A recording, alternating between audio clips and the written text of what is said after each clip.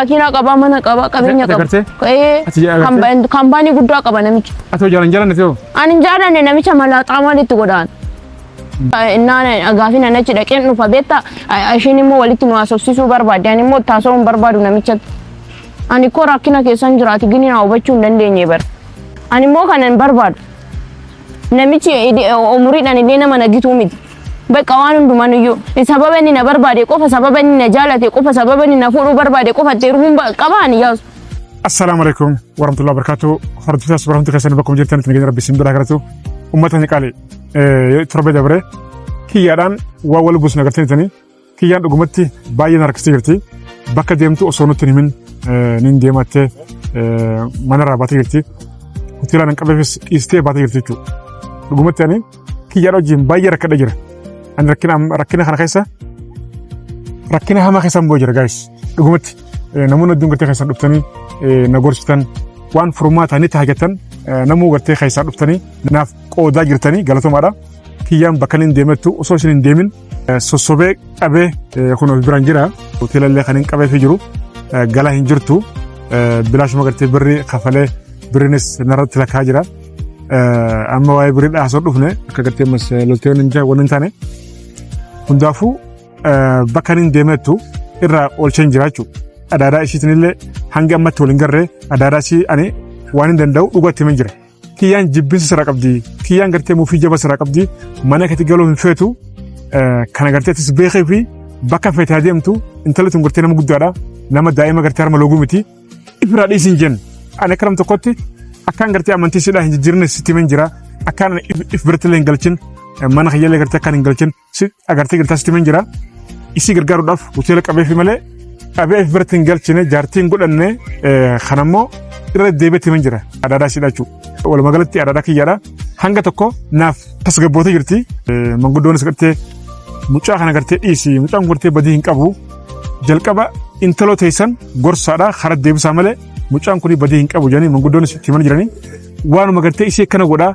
Waan adaadaa isiidhaa jibbisiisee adaadaa isiitiin alatti kanatti bakkee isii oofaa. Ala isii oofaa kana afaan masira dhageenya. Ani waan jabduu keessan bu'ee waan hamaa keessan bu'ee guys. Kiyyaan sila dhugumaan na jaalattee jaalala dhugaa gartee naaf qabattee akkanatti naaf fannistu jechuudha. Birriillee kan na baasisiisaa akkanatti adaadaa isiitiin gartee walitti na buustee akkana biizii na gootee hojii kiyyarraa illee bilaash na gootee akkanatti natti hin taphattu. Ani aarsaa baay'een ishiidhaaf kafalaa jira jechuudha. Isii kabajee sababa kiyyaa gartee manaa baatee nama walitti buutee jee aarsaa baay'eedhaan kafalaafii jira. Kana hunda olaaltee harka na darbaa jirti. Ana mallee irraa fagachaa hin jiru. Gorseetiin qabaa jira jechuudha. Booda fiidiyoo haada fidhootee lubbuu fi galaafattee anuma gartee kan maqaan xuraa'uu sababa yaasuu gartee kana taatee jedhanii maqaan ana badaa waan jamuufiin ani akkanatti kiyya jala rarraa jechuudha. Kiyya jala rarra'ee jala fiigee qabaa jira malee sababa kiyya akkasiin hin miidhamneef malee waan biraatiif miti. Waan jiru kana kiyya haasaa baay'ee naasee mee hundaaf salaam jiiniti ifuna godhe yoon gartee kana keessatti si dhadhaa jechuudha. Akkam jirtanii uummata qaalii nuyi nagaa keenya samoona kana gaa lolarra jirra nagaadhuma illee seeran isiniin gaafanne dhiifama isiniin jecha nuyi nagaa keenya galata waaqayyoo bakkuma jirtanitti nagaan keenya isin haa qaqqabu isiniin jenna. Yoo gaa akkuma jechuun argaa turtanii yoo viidiyoo darbe argaa turtaniirtu jedhee tana yaada. Waan baay'eetu ta'aa ture waan baay'ee jechuun ani dubara ta'ee waan baqa jechuun hin dandeenye waan humna kiyyaan holeetu narratti ta'aa ture jechuudha. Innaa karanaan akkasii arrabni namaa wanti ta'e jechuun baqa dubartii jechuun immoo aga dhiiraallee damdamachuu hin dandeessu. Ani immoo aga san hundumayyuu damdamadhee baqa isa boodee abdii kuteen ture waan hundumattu jechuudha. Na kara biyyaa maatii kiyya bira deemuudhaaf illee murteesseen ture. Yoo akkuma argitan yaasuni baqa hin deeminnaan jedhee na hambisee jira kan maatii bira hin deemne jechuudha. Malee waan hundumattu yoo abdii kutee tanan ture waan hundumayyuu baqa tidhiisee tanan ture jechuudha. Na innis hin taane deebi'ee tanan jira. Yoo waan jechuun argaa turtanii waan inni isin hubachiisu haga kanatti waan jiru wanti jira jedhee yaadu hin jiru. Waan hundumayyuu argaa turtanii anaaf yaasu jidduu immoo namatu jira. Yoo yaasuni dhugaa dubbachuudhaaf haasawu jammarree turre jechuun yoo jidduutti sirrannee turre ergaa Eriyaan kiyya sun nu jidduu dhaabaate jechuudha. Amma immoo bakka haasaa biraa waan ta'e bakka qormaatatu baay'ate dhugaa dubbachuudhaaf jidduu keenyatti jechuudha. Innis immoo wanti yaasuunis hin beekne wanti nanii fi maatiin kiyya beeknu qofti waan nu jidduu jirutu jira. Innaa isas immoo har'a baasee yaasuttis himuudhaaf isinittis immoo himuudhaaf dhufee kanan jira jechuudha. Maaliifin namni fedhii ofii malee gaafa waan tokko keessa namni nama galchuudhaaf ka'u hin ta'u beektu waanuma fedhii ofiitiin keessa galantu bareedadha. Yoo itti gaabbitullee anatu of godhe jettee itti gaabbita malee waan namni immoo keessa si gashe yookiin immoo waan namni giddiidhaan itti si gashe tokko eebelutu akkana na godhettee nama sanas bara kee guutuu waqasaa afta nama sanas waqasaa afta ofii keetiifis of ceebba'aa sammuu kee ceebba'aa afta jechuudha. Innaa arra yaasu waan sitti mutu jira. Iccitii guddaa atiin beekni tokkotu jira. Innaa sittis nanima hordoftoota keenya hordofaa jiran nu wajjin dhiphachaa jiranii isaanittis himuun barbaada har'a. Engadda maatii biraan deeman hangattee fiidee loltee fiidee baate jechuudha. Garuu adaadaa kee bira kan deemne anis baran jira. Adaadaa kee bira deemuudhaaf miti. Sababni garteetti mala baastuu fi eenyu bira deemuudhaaf. Ana adaadaa kiyya biraan deema siin hin jenne bara yaasu. Okay, sorry, maatii kee bira. Maatii kiyya biraan deema siin jedhee kana. Maatii kee bira illee deemuudhaaf miti kanatti turte jechuudha. Ayi maatiidhuma bira deemuufin. Iddoon deemu iddoon biraan jiru. Dhugaa dubbatu. Adaadaan kan kee. Itoon iddoon deemu iddoon biraa jiraate ta'e yookiin immoo nama biraa wayii qabaadhe nama bira deemu qabaadhe ta'e immoo wanti nama kana siis dhiphisu hin jiru ofii kiyyaafis rakkadhuuf hin jiru jechuudha. Adaadaan kan kee maatii bira deemuu hin deemtu ni sobdii. Waan isin gituuf maaliif fire? Ishiin zim jetteeti. Itti meen jira ishiitti. Kiyyaan maatiidhaafuu bilbilaa hin jirtu maal jettee adaadaan kee dubbata turte jechuudha. Waa'ee ishii dhiisi. Ani maatiidhuma bira deemuudhaaf hin ture yaasu. Bakka hin deemu bakka biraan qabu. Ishiin zim jetteeti dhiisi kan ishii waa'ee ishii sittan nima booddee. Kiyya aniin kuni maaliif ana kana akka ashangullitti na gootan jabaan? Aniin kun ashangullitti fakkaata? Akka ashangullitti sin goone yaasu ani sababan si jaaladhuufi malee sababan jaalala kee qabuufi malee nama karaarraa qabee akkasin gochaan jiru ani. Wanti si rakkisuufis immoo sababan si jaaladhuuf sababan jaalala kee qabuufi yaasu. Ati immoo hubachuu hin dandeenye kana. Xayyu kiyya yoo na jaalatte hoteelaan maallaqa si kafallee galaa hin jirtu bilaash maallaqa na baasiftee asii ammoo adaadaan kan kee halkan guyyaa na rakkisa jirti. Kana hundi osoo beektu calqettee dhokottee bakka itti galaa jirtu hin beeku eessa galtee ishee yoo gartee bakka galtu qabaatte maaliif maallaqa na baasiste ishee? Yaa hiriyaa kee Isaafi miti yaasu isa sittani maatii dhageen. Achitti nagattee qofaa kiyya achitti nagattee qofaa kiyya baay'ee na sodaachise achi keessa jechuudha. Ani intala dubaraati bara akkamitti yaadda dhiiraa mini mi'ane bara.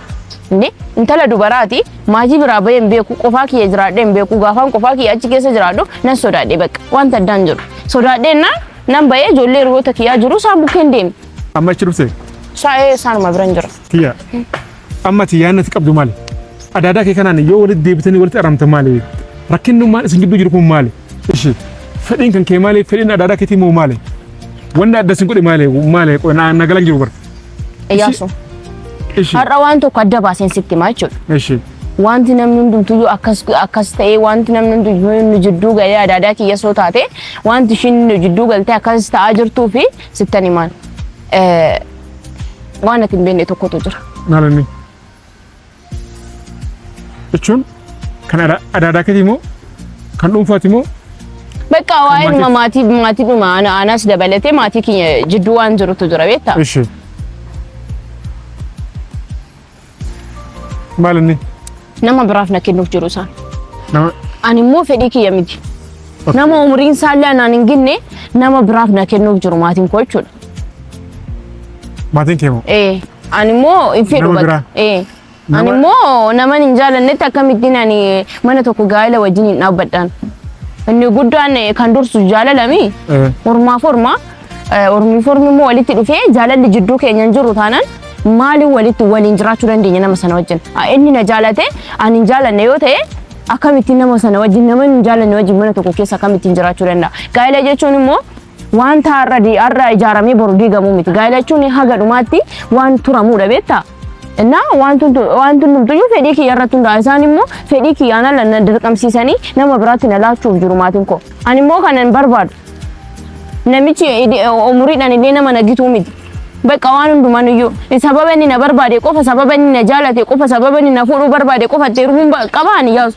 namichi birrii qaba qabeenya qaba maatiin kiyya qabeenya isaa ilaalaniitti kan isaan ittiin ilaachuuf jiran ani immoo qabeenya isaan barbaadu jaalala naa caala qabeenya miti jaalalatu naaf caalaana qabeenya naaf humaa miti humaa naaf hin godhu gana daa'ima waan ta'eef hojjedhee nama jijjiiramuu danda'udha kanaaf ani qabeenya namaa ilaalee namatti deemuu hin barbaadu isaan immoo qabeenya isaa ilaalanii makiinaa isaa mana isaa ilaalaniitti kan isaan ittiin heerumsiisuudhaaf yookiin immoo kaadhima isaa gochuuf deemaa jiran jechuudha ani immoo kana hin fedhu naman jaaladhutti heerumuun barbaada malee nama zim jedhee jaalala isaa hin qabne nama umuriidhaan nan ginne gaafan deemu kan na biraan barenne gaafan wajjin ba'u wajjin galu kan nafaan hin deemne maalitti godhaan. Okay, kanamma adaada keessatti argamu moo maazaree maatii kiyya miti maatiin kiyya biyya jirumi adaada kiyyatu na arge adaada kiyyatu bakka adaada kiyya wajjin haasa'ee waan hundumayyuu xumureera. Adaada kan keessatti namu. Isuma namu. Ishee asii waliin kanaaf kan inni ishee bukkee deemuu dhiisu ishiin qabdee isatti na laachuu barbaaddi ani immoo san barbaadu. maatiin kiyya quban qaban ani maatii kiyyatti saasee hin beeku waa'ee kana ishiin garuu bakka sababa qabeenya qabu qofaaf sababa bakka namichi mana qabu qofaaf isatti na laachuu barbaadde nama qabeenya qabu siif wayyaa maalitti goota sakaa waxaxee maatti goota nama bule sii wayyaa nama gogorra sirra liqimse sii wayyaa naan jettee na gorsiti yeroo mara nama gogorra liqimse nama gororra liqimse sii wayyaa nama umuriidhaan deeme sii wayyaa naan jette ani immoo nama umuriidhaan deeme maalitti godha makiinaa qaba mana qaba qabeenya qaba kaampaanii guddaa qaba namichi atoo jaalan ta'u ani jaalanne namicha malaaxaa maalitti godhaan malaaxaa dhawu malaaxaa duulachasi malaaxaasi malaaxaa mataan tokko irra hin jiru rifeensi tokko irra hin jiru. Okay. Eeyyama adaadaan kan kee isa kanatti kennuudhaaf akkanatti fiidee jechuudha. Isaaf na laachuudhaaf ishiin walii galaniira kaayusa ishee wajjin walii galaniira mucaa keessan nan barbaada naaf laadhaa jedheeniira ishi jettee nirti. Okay. Dubbina jabduudhaaf. Kanaaf ishiin bar kan akkas cannaqamaa jirtu malee dhimma kootiif miti dhimma kiyyaan ani hin beeku moo waan na baasuuf waan na baasu nan beeka ani naman tokko jedhee irraa waliin jalqabee boru jireenyaaf naa ta'u malee qabeenya namaa ilaalee itti seenuu hin barbaadu ani. Jaarsee nama keessa gala. Asuma Finfinnee kana jiraatu. Naannuma. Boolee jiraatu. Akkasii. Ishee ammatti maal yaaddaree maal murteessitu? Ani hin barbaadu kanaaf inni kan inni adaadaa kiyya dheessaa jiru ati immoo kana naaf hin hubanne yaasu. Ati kana jidduutti naaf hubachuu hin dandeenya adaadaa kee biras geessa adaadaa keetti araarami naan jedhu ishiin immoo gaafina ni dhaqee namicha kanatti dheerumii dhaqe bira bakka atti gadi naan jedhu an namichi guyyaa innaan gaafina nachi dhaqeen dhufa beetta ishiin immoo walitti nu haasofsiisuu barbaadde ani immoo taasoo hin barbaadu namichatti ani koo rakkina keessan jiraati gini naa hubachuu hin dandeenye bara. Ajaa'ibuma deema. Ishee kiyya dhageessaa ati immoo lama galatti laala. Bakka tun dimokiraasiidha. Namicha jaalattillee yoo hin jaalanillee namni dirqii itti kan hin jiru. Yeroo ishiin dirqii inni itti na kennuuf deemti kaa nama duriitii mi? No. Magaalaan Finfinnee jirta jechuudha. Bakka gartee dimokiraasiin jiru jirta. Nama jaalatteetti heerumtaa nama hin jaalatin immoo irraa bita. Kun gartee waan dirqama miti. Sigalee kuni waan si baqachiisu illee miti. Adaadaa ta'e kana bira deemiti bira taa'ee face to face ani hin fedhu jiin. Ani waan hin jaaladhu anaaf beekaa. Itti meen jira. Nama itti na jaalatu sun taane nama nan jaaladhe kanaaf sajuu itti yaadatin itti heeruma jiin. Itti mee jira yaasu waan hundumayyuu hubachiisee jira ishiin garuu kana hubachuu nama danda'u mini. Itti meera waan jiru kan biraa. Isii baqachuun furmaata hin ta'u. Malee? Namichi yoo na fuudhee deeme yoo dhufee ishee biraati. Yoo si fuudhallee dirqama si fuudha. Kuni bari yoo fedhiin kee jiraate bara kan si fuudhu hin ta'u. Fedhiin kee yoo hin jiraatan immoo dirqamni hin jiru. Amma marga gara maatiitti ergachuuf yaadaa jiran. Marga gara maatiitti ergadhaa munaa mana jechaa jiru. Maatiin kan kee yoo gartee tole kan jiran ta'e san gartee isaantu beekaa jechuudha. Amma maatiin kee quba qabanii? Quba hin qaban isaan. Gini itti himuu dandeessi ittiin tuquu dandeessi. Duuba jaarsa waggaa 55 waggaa 60 kan rifeensi irra hin jirre kan mataa hin qabne jallee mataa qaba miilan deemu miila qaba. Miila moo qaba? Miila qaba. Miilan deema? Miilaan deema makiinaa qabaan bar. Jechuun miilaan deema moo uleen deema uleedhaan kan jira? Akkasittis nama baay'ee dulloomee miti bara. Nama baay'ee dulloomee. Daafuu kiyyaa dhageessaa. Anamma yaadna kee guddaa maal beektaa? Adaadaa kee wajjin bira deebiti wajjin teenyee isti furmaata mee waanuma gartee jiru face to face haasofnume waa'ee seerumsiisuu kanallee haa ta'u Mee isii bira deemnee wajjin teenyee haamare nume bannaat. Ani ishii bira deemuun barbaadu yaasu kana booddee ishii bira deeminaan hin jedhini. Ishiin namichatti na heerumsiistee namicha birrii namichaa barbaaddi ishiin. Kanaaf ani ishiitti heerumuun ishii bukkee deemuun barbaadu. Namichittis heerumuun barbaadu ani. Isheen maalin godhata isheen? Bakka rakkoon qabaatti. Isheen maalin gadi takiyyaa? Amma isheen qabeetii sossobii naaf fidii nangatti. Adadaan kee. Ishiin beekaa gooti. Ishiin beekaa gooti. Akkana ni deemee namichatti heerumuu barbaadu. Namitti malaaxaa sana immoo jakootiin arguun barbaadu ani. Dubbiin jirtu dubbiin deemtee kunoo asiin dhufte jechuudha. Adaaraan ishii immoo wannummaan isin ana qabattee natti maramtee nagadhiisuu iddoo fi edaa waan jiru jiraachuu wayii jiraachuu laala. Amma kunoo jaarsa waggaa 55 moo waggaa 60 kan rifeensa hin qabne kan rifeensa irra hin jirre ilkee waan qabu nuti fakkaatu. Almuhiim jaarsa gartee totorraa kanatti na nuuf deemteetti adaadaan isiidha. Kan ammoo ani fedhii kiyyaan alatti gartee dirqiin birrii laaltee itti na nuuf deemti. Kiyyaan kunoo kanatti adaadaan isiidha ammoo ana qabdee na rakkiste jirti. Wannuma isin gartee barbaadu nagalan jiranii hundaafuu dhugumatti dubbiin baay'ee ulfaataadha. Dhugumatti kunoo dubbiin deemtee asiin dhuftee jirti. Amma adaadaan kiyyaa maal nangattee kiyyaa sossobiitii qabii naaf fidii nangatte. Lakkaa isiin jaarsatti kan nuuf deemti.